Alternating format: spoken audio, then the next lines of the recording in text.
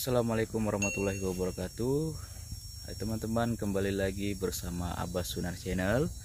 Nah, pada kesempatan kali ini saya berada di lokasi perkebunan kelapa sawit yang lokasinya tidak jauh dari rumah. Oke. Nah, dalam kesempatan ini saya akan berbagi sedikit dengan teman-teman sekalian.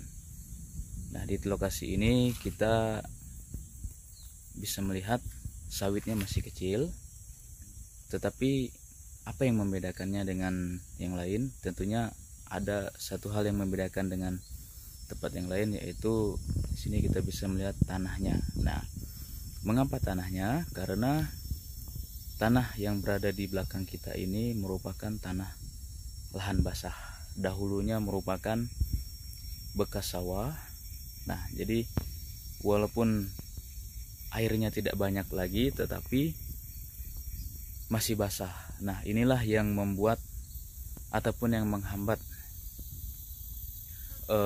kelapa sawit itu tidak bisa tumbuh besar.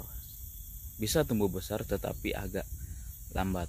Nah, bagaimana cara membuat agar sawit yang kita tanam di lahan basah tadi bisa tumbuh subur, bisa cepat besar, dan akhirnya bisa berbuah.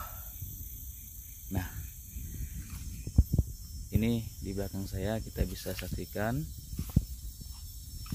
ini baru ditanam, bibit sawitnya baru kita tanam. Nah, ini masih kecil sekali. Nah, baru kita tanam. Ini tanahnya itu lahan basah, teman-teman. Nah, ini sudah agak kering. Bagaimana caranya agar tanah yang tadinya basah bisa kering? Oke, di sini saya akan berbagi sedikit ilmu untuk teman-teman yang mungkin memiliki lahan yang basah tetapi ingin menanam sawit, terkendala di lahan tersebut. Apa yang harus dilakukan? Oke, ayo ikuti langkah selanjutnya. Ini teman-teman, kita bisa lihat di sini kondisi tanah ini.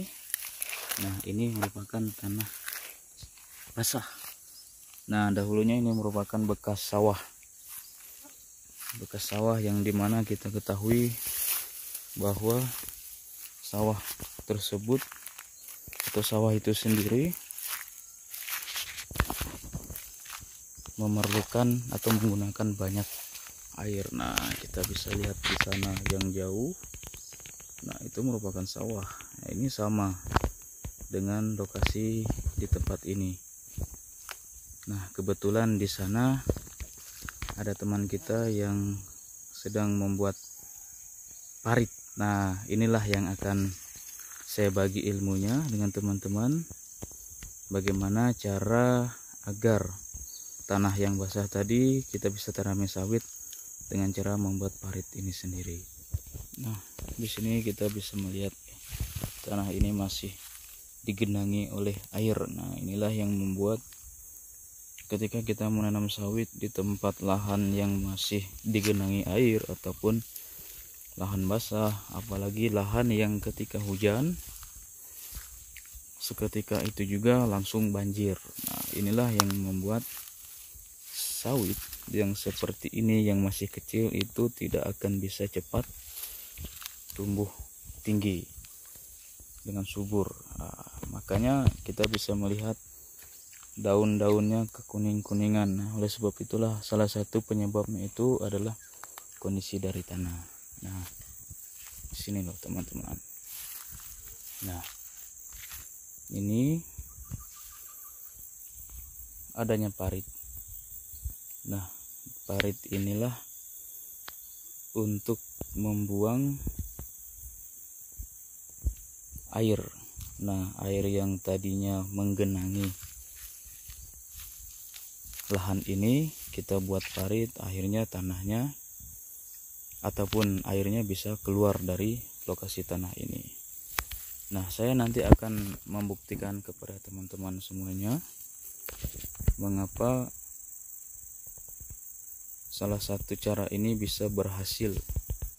Nah, nanti saya akan tunjukkan satu lokasi lagi yang dimana tanah tersebut merupakan tanah basah yang dahulunya pernah digunakan untuk areal persawahan, yang kini setelah ditanami sawit, tanah tersebut sudah kering dan sawitnya alhamdulillah bisa tumbuh subur dan berbuah. Oke. Ayo. Nah, ini basah sekali teman-teman. Nah, ini kalau ditanami sawit ini nggak bakalan bisa tumbuh dengan subur, akarnya akan busuk. So, semua nggak bakalan bisa sawit tumbuh dengan subur. Nah, seperti inilah kita bisa melihat. Nah, ini di tanah yang sama, daunnya kuning seperti akan segera mati. Nah, kebetulan kemarin pada bulan lalu sudah kita kasih dolomit. Nah, di sana juga ada, teman-teman bisa saksikan. Nah, ini kuning juga. Nah, itulah yang membuat sawit tidak bisa tumbuh dengan subur atau tidak bisa cepat tinggi, karena pengaruh dari tanah ini sendiri. Oke.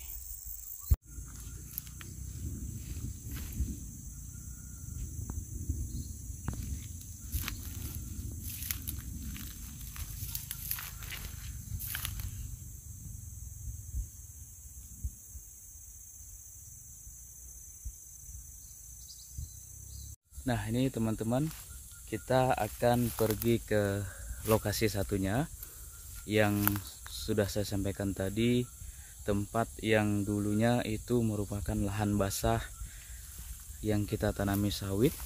Nah, seperti yang di belakang ini kita bisa melihat, itu dulunya lahannya itu lahan basah bekas persawahan, yang dimana kita buat sistem parit yang membuat air yang menggenang, yang mengalir itu, nah kita buang dengan menggunakan parit tersebut. Nah, ayo kita ke sana teman-teman.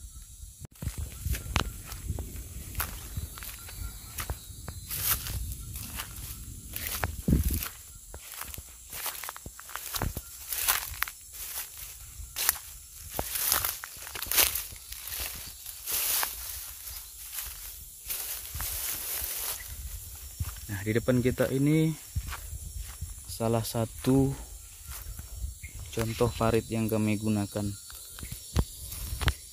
Nah, cukup banyak airnya. Kita bayangkan saja air sebanyak ini menggenangi lahan sawit di tempat kita. Nah, itulah yang menyebabkan sawit tidak akan bisa tumbuh, dan bisa jadi sawitnya akan mati. Pertama daunnya kuning dan lama-lama bisa mati. Nah, dahulu ini merupakan tanah yang basah teman-teman. Nah, kita bisa melihat. Nah, ini sudah kering sekali. Ini sawitnya dulu sama seperti sawit yang kita jumpai tadi yang kecil.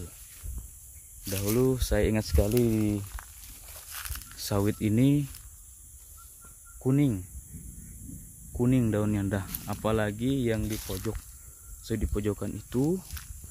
Nah, dan sawit itu ini tanah yang paling basah, airnya banyak sekali. Nah, setelah kita buat sistem parit, dan alhamdulillah airnya bisa mengalir seperti yang sudah saya contohkan tadi, dan sawitnya sudah berbuah. Nah, ini tergantung ini lagi ya teman-teman, bagaimana perawatan kita dan pemupukan kita lagi yang membuat sawit itu bisa berbuah dan berbuah, bisa lebat lagi. Kita bisa membuat parit itu tidak hanya di tepi dari lahan kita, tapi juga kita harus melihat di mana sih lokasi yang titik airnya itu banyak. Nah ini teman-teman bisa melihat, ini dahulunya airnya banyak yang mengalir nih. Nah ini merupakan parit. Ini parit ini teman-teman. Nah di sana. Nah kita buat parit dari sini. Nah ini parit juga kita sampai ke arah sana. Nah dari sini. Nah ini pada 2 tahun yang lalu. Ini kita bisa melihat airnya masih ada ini. Iya. Nah 2 tahun yang lalu ini kondisi sawitnya sangat jelek sekali, sangat memprihatinkan. Kita buang airnya ke tepinya, ke tempat yang paling rendah kita membuang airnya. Nah di sini ini juga masih ada airnya teman-teman, masih digenangi oleh air. Nah teman-teman bisa melihat sawit yang dahulunya